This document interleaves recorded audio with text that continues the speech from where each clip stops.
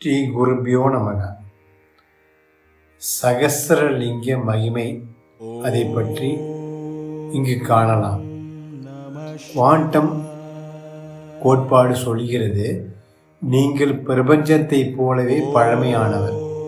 ஏனென்றால் மேட்டர் என்பதால் சுட்டி காண்பிக்கப்படும் ஆன்மாவை உருவாக்கவோ அழிக்கவோ முடியாது. ஆழ்ந்த மட்டத்தில் யோசித்தால் கர்ம விதிகளுக்கேற்ப நீங்கள் ஒரு சிறிது நேரம் மனிதனாக தன்னை அனுபவிக்கும் பிரபஞ்சமே என்று புரியும்.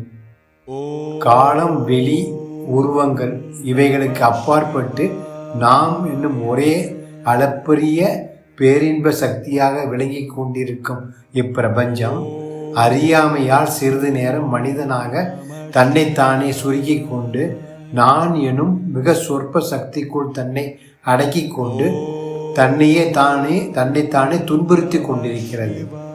மானுடர் யாக்கை வடிவு சிவலிங்கம் என்பது திருமூலரின் திருமந்திர சொல். சிவலிங்கம் பிரம்மாண்டம் என்று அழைக்கப்படுகிறது. அதாவது சமஸ்கிருதத்தில் அண்ட முட்டை என முட்டை வடிவமாக பிரபஞ்சத்தை குறிக்கிறது. இதற்கு தொடக்கமும் முடிவும் இல்லை. லிங்கத்தின் ஓவல் போன்ற வடிவ அமைப்பு பிரபஞ்சத்தை குறிக்கிறது.